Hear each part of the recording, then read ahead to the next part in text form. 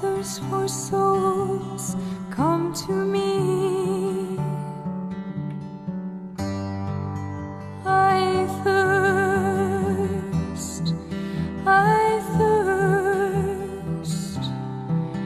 who will help bring them to me? Bring them to my Father, wash them in my blood, bind their wounds of sin by the power of my love. Tell them of my mercy, show to them my heart, pierced and ever broken, with love to impart. I thirst,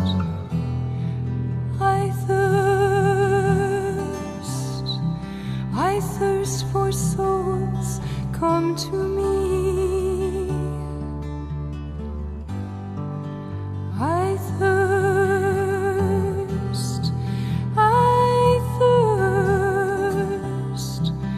who will help bring them to me? Many tears are falling, souls have lost their way, tired and discouraged, too broken to pray. Will you be my tenderness? All the world will see. I am always waiting. Please come to me.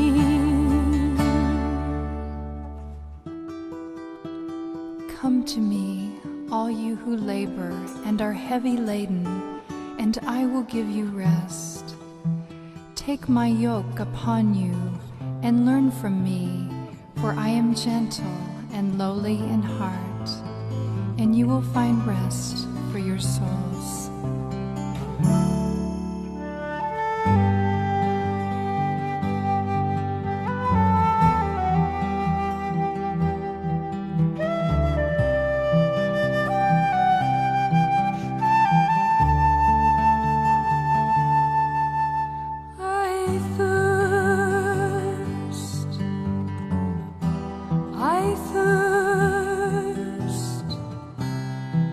I thirst for souls, come to me.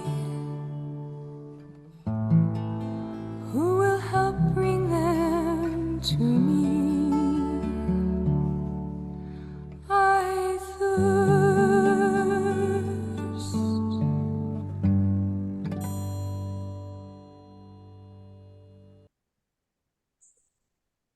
Bapak Ibu, sahabat-sahabat KKID dan ITM dan semua yang hadir pada malam ini, saya ingin mengajak Bapak Ibu,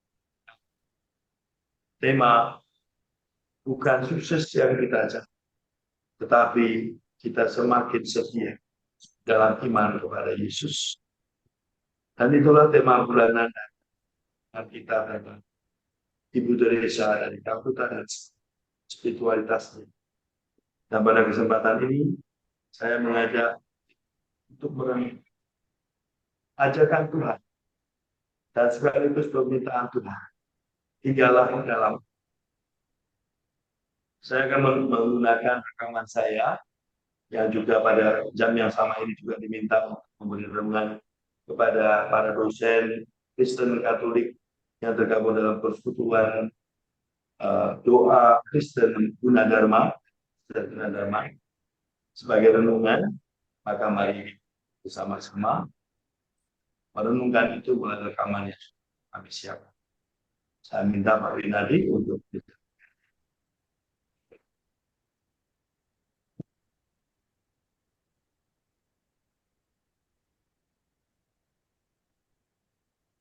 Selamat malam Bapak Ibu, saudara-saudari yang terkasih dalam Tuhan, yang disatukan di dalam Persekutuan Doa Kristen Universitas Gunadarma Pada malam ini saya ingin mengajak Bapak Ibu untuk merenungkan tema yang ditawarkan dalam meeting up pada malam ini, yaitu tinggallah di dalam aku dan aku di dalam kamu, dari Injil Yohanes bab 15 ayat 4, dan semuanya itu dalam konteks pokok anggur yang benar.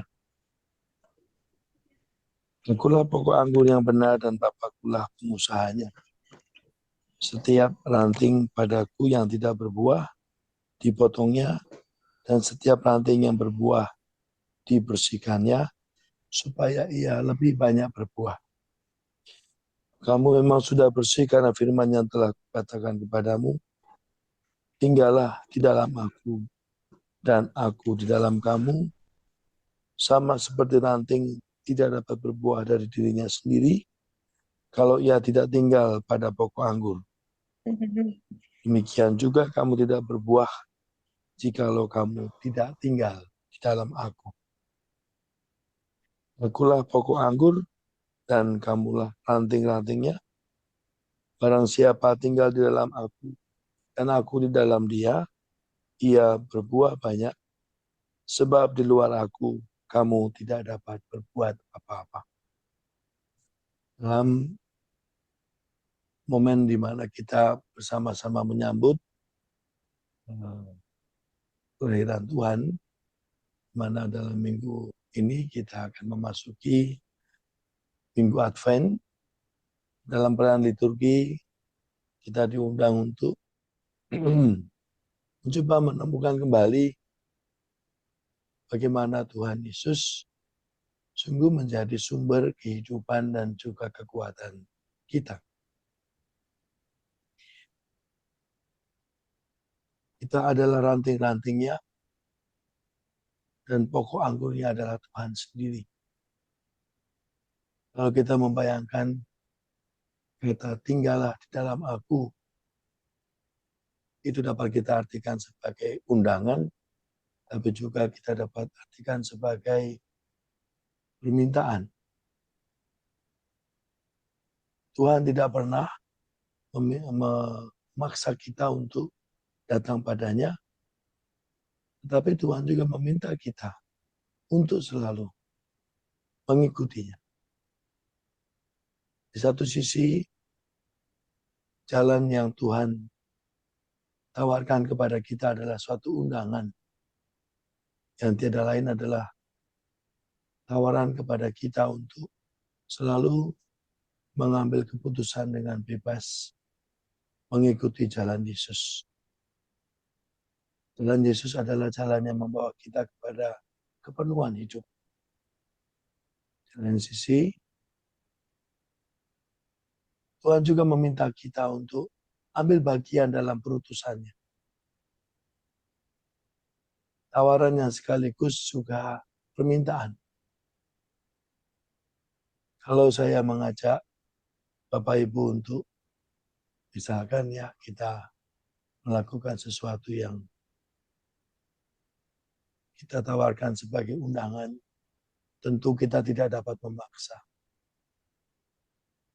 Tetapi dalam hati kita pun juga meminta apa yang kita tawarkan kepada siapapun, itu juga menjadi bagian dari kerinduan kita supaya diikuti.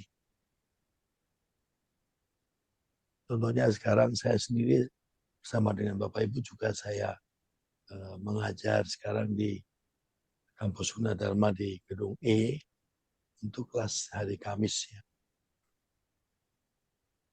Kalau kita mengalami dalam proses belajar mengajar ini, pada waktu kita mengajar kita tidak tahu apa yang mereka lakukan. Dan ketika kita menawarkan sesuatu yang sifatnya penyakit saya, ajakan, mungkin mereka tidak akan secara penuh ya mendengarkannya. Tetapi ketika kita meminta mereka untuk mendengarkan dengan suatu yang sifatnya sedikit mendorong mereka untuk memperhatikan. Contohnya kalau kita kasih tugas yang akan berakibat pada nilai mereka, seperti kita berikan kepada mahasiswa due date dan juga timeline-nya untuk menyelesaikan tugas. Dengan suatu catatan bahwa saya tidak akan toleransi atas keterlambatan, pasti mereka akan mengejar-ngejar untuk sesuatu yang sifatnya seperti ini, karena mereka tidak mendengarkan. Tapi kalau kita sudah mulai memberikan suatu peringatan bahwa kita tidak akan toleransi terhadap keterlambatan, baru mereka mendengar. Tuhan tidak pernah seperti itu. Tuhan Yesus juga tidak pernah memberikan deadline. Tuhan Yesus juga tidak pernah meminta kita dengan sesuatu yang sifatnya mengkondisikan. Itulah yang kita alami dalam kemanusiaan Yesus. Saya sendiri kagum ya setiap kali saya merenungkan kemanusiaan Yesus yang begitu sabar, yang begitu penuh perhatian. Sekalipun saya kadang jatuh dalam kelemahan dan kekurangan yang saya ulang-ulang setiap kali, tapi dia tetap sabar menunggu saya untuk tetap mendengarkan dia. Dan di saat-saat kita merasakan hidup kita tidak berkembang atau hidup kita berhenti, kita merasakan ada sesuatu yang membuat kita mau datang pada Tuhan. Sekalipun kita tahu Yesus selalu menawarkan kepada kita. Maka dalam bacaan tadi, tinggallah di dalam aku dan aku di dalam kamu. Ini menjadi sesuatu yang buat kita sangat penting. Karena dalam kesadaran kita tidak tinggal dalam Tuhan, kita akan mengalami sesuatu yang semakin membuat hidup kita kering. Saya membayangkan tinggallah dalam Yesus itu sebagai suatu proses peziarahannya. Kalau kita melakukan suatu peziarahan, lalu kita bayangkan hidup kita adalah suatu hidup yang terus mengarah kepada sesuatu yang kita dambakan, maka dalam arti tertentu hidup itu menjadi semakin lebih indah. Mari Bapak Ibu kita coba temukan kembali di dalam perjalanan kita hal-hal yang membuat kita semakin dalam. Bapak Ibu, saya menawarkan satu film untuk mencoba mendalami kembali tinggallah di dalam aku, undangan dan tawaran Yesus kepada kita. Salah satu yang membuat kita kerap tidak datang pada Tuhan, pertama-tama karena kita menghakimi diri kita sendiri. Maka kita menghakimi sehingga membuat kita merasa tidak layak untuk datang pada Tuhan. Ada banyak hal yang membuat kita tidak datang pada Tuhan. Entah itu pengalaman ketika kita tidak dapat menerima diri kita apa adanya, atau tidak dapat menerima orang lain seperti apa adanya. Sementara Tuhan sendiri meminta keduanya, baik kita maupun yang lain, untuk datang padanya. Hal yang membuat kita tidak datang pada Tuhan, salah satunya adalah karena kita tidak melihat diri kita dan yang lainnya sama-sama diundang untuk datang pada Tuhan. Baik itu kesalahan, kekurangan, dosa, apapun yang kita pandang sebagai alasan untuk tidak datang pada Tuhan, akhirnya justru membuat kita menderita. Kita menderita karena keputusan kita tidak datang pada Tuhan. Mari kita lihat film ini, dan nanti kita akan coba lihat lagi bersama apa sesungguhnya itu datang kepada Tuhan. 형제님께서 누군가를 죽이셨다는 말씀이십니까? 예, 제가 실수로 몇 년 전 사람을 죽였습니다.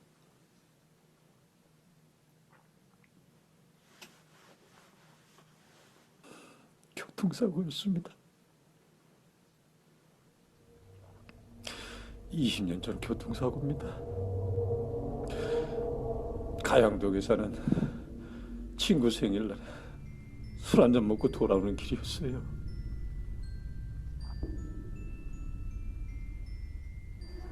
20년 전 가양동이요? 1995년 11월 20일이었습니다. 가양동 뺑소니 사건 말씀하시는 거예요? 제가 바로 접니다. 아빠 일어나. 제가 어떻게 이날을 잊겠습니까? 저는 하루하루 잊을 수가 없었습니다. 정말 지옥 같았습니다. 그때는 새벽에 아무도 없었습니다. 도리에 저는 술을 먹은 터라 빨리 집을 가야 되겠다 했죠. 근데 갑자기 앞에 한 남자가 나타나는 거예요. 전 벌써 그러니까 인도로 들어선 거예요. 그 브레이크를 잡았지만 이미 때는 늦은 겁니다. 저는 두려워서 눈을 뜰 수가 없었어요. 정말이지.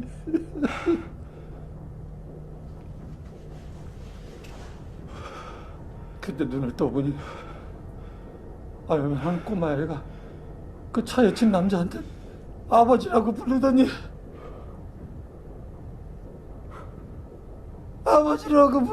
저를 향해서 우리 아빠 착한 사람이에요. 살려주세요. 병원에 데려가 주세요. 아니 어떻게 힘을 내? 너무나 내가 달렸어요. 우리 아빠 정말 착한 사람이에요.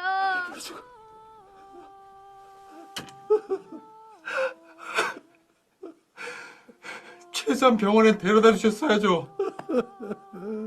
살았는지 죽었는지도 모르는데 어떻게 그냥 가버릴 수가 있어요? 제가 죽을 놈입니다. 시모님, 제가 죽을 놈이에요.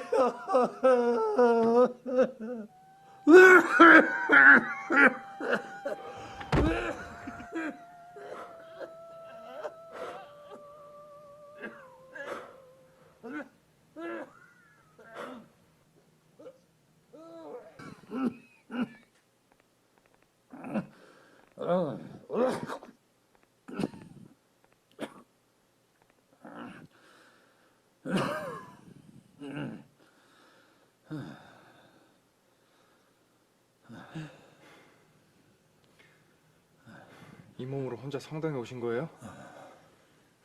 제 아들이 데려다 줬어요. 또 올 겁니다. 저를 데리러. 아빠 없이 나 못 살아. 아빠 일어나봐.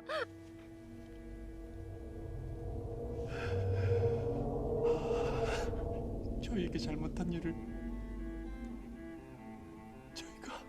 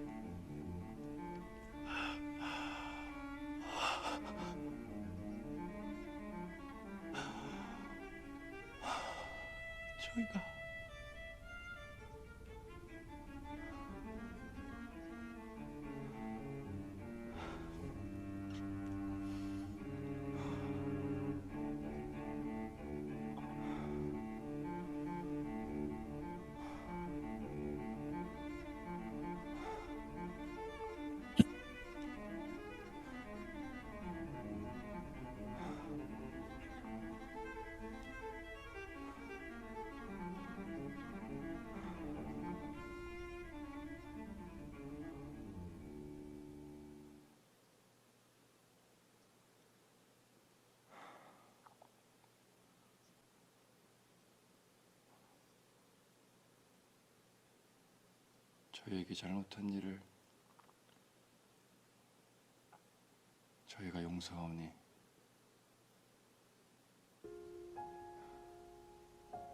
저희 죄를 용서하시고 형제님 용서했습니다. 아닙니다. 전 죄인입니다. 죄인이에요. 죄인입니다. 앉으세요.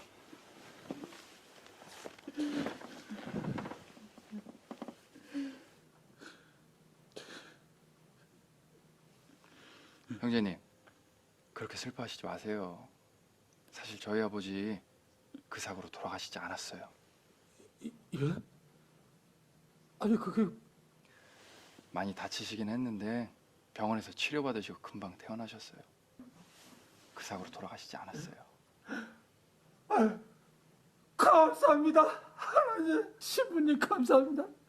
제가 살인자로 20년 동안 살았지만 이제야 비로소 편히 죽을 수가 있겠어요.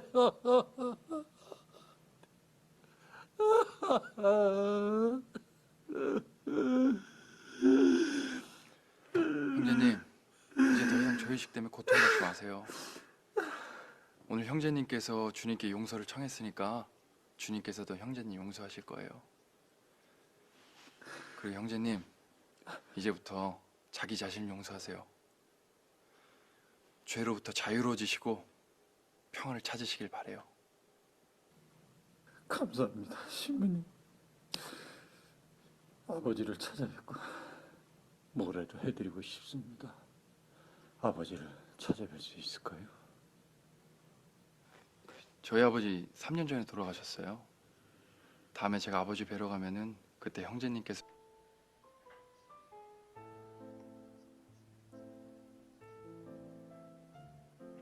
죄송해요. 마음대로 거짓말해서 사제가 거짓말하면 더 벌 받을 텐데, 그죠? 그래도 불쌍한 영혼이 편히 잠들 수 있도록 도와줬어요. 더 뭐라 그러지 마세요.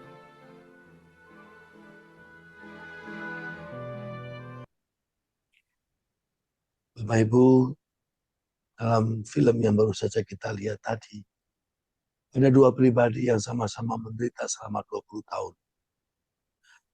Dalam kisah bagaimana si bapak yang pernah mabuk dan menabrak seseorang dan akhirnya juga tidak berani untuk menerima kekurangan dalam ketidaksadarannya, dia lari dari tanggung jawab.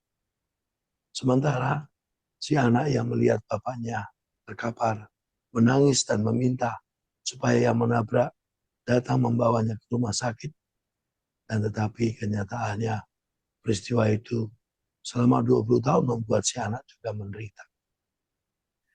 Si bapak yang lari menderita, si anak sekalipun ia akhirnya menjadi seorang imam juga menderita. Dan pada momen dalam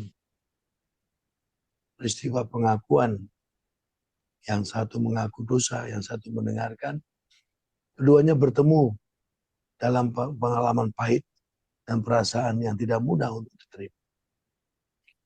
Si anak mungkin sudah beberapa kali mendengarkan pengakuan dosa sebagai imam. Tetapi ketika yang datang adalah orang yang membuat dia menderita selama 20 tahun, dia juga berjuang untuk menerima tawaran Tuhan. Datang kepadanya dan dengan rahmat Tuhan menerima si bapak yang menderita dan melepaskan penderitaan. Dalam momen itu, si anak di hadapan salib Tuhan dengan bantuan rahmat Tuhan, dengan mendoakan Bapa kami pelan-pelan, akhirnya dia berani mengambil keputusan untuk melepaskan penderitaannya di salib Tuhan. Di hadapan salib Tuhan, ia diundang untuk melihat jalan salib bukanlah tujuan, tapi jalan salib adalah jalan yang membebaskan dia untuk menaruh semuanya dalam luka-luka Yesus. Dan dia berani untuk juga mengambil keputusan tetap mengikuti Yesus dalam luka-luka Yesus. Dan salah satu keputusan yang besar, baik si anak yang menjadi imam yang akhirnya harus menerima orang yang menabrak dan membuat ayahnya meninggal. menaruh semua penderitaan manusiawinya sebagai jalan untuk mengikuti Yesus. Dengan suatu keberanian dan kehendak mulia, yaitu menginginkan orang yang menatap pun juga menerima kedamaian.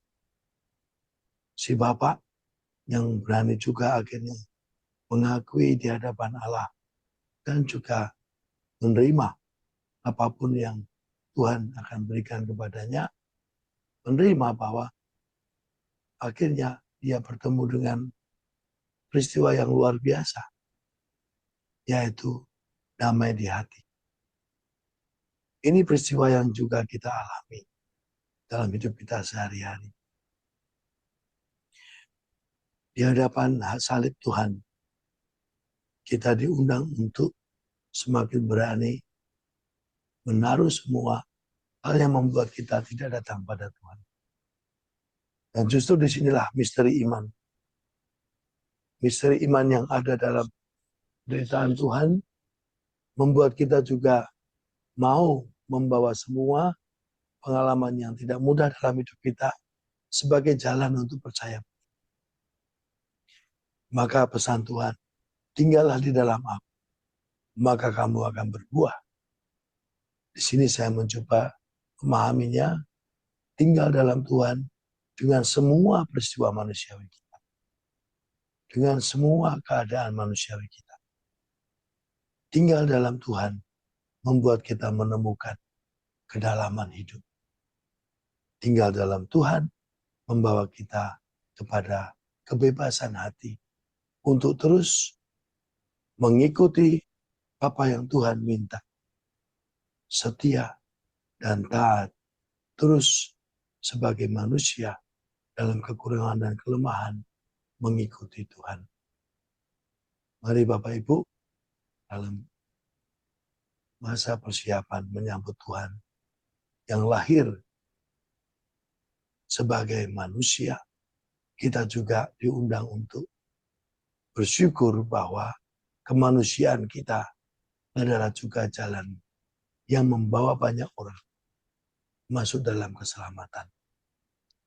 Tuhan datang untuk membawa semua.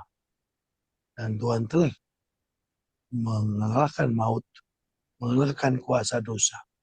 Sehingga tidak ada satu dosa pun yang membuat kita berhenti.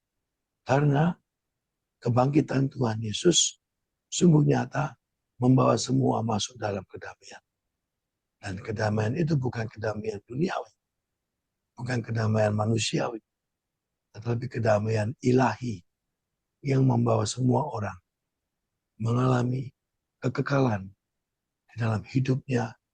Sehingga dengan demikian kita menyadari semua peristiwa manusiawi kita sungguh berbuah kepada kekudusan. Inilah pesan dari kelahiran Tuhan. Sekaligus juga kehadiran Tuhan dalam hidup kita. Tinggallah dalam aku, maka kamu akan berbuah. Bapak Ibu, selamat mempersiapkan dari kelahiran Tuhan dalam damai dan sukacita. Amin. Terima kasih. Demikian Bapak Ibu, renungan singkat tentang tinggal aku dan aku dalam kau. Dan itulah tawaran dan juga sekaligus permintaan Tuhan. Tawaran yang memberikan kita kebebasan dan kesetiaan dan ketaatan yang membawa kita untuk selalu datang pada Tuhan.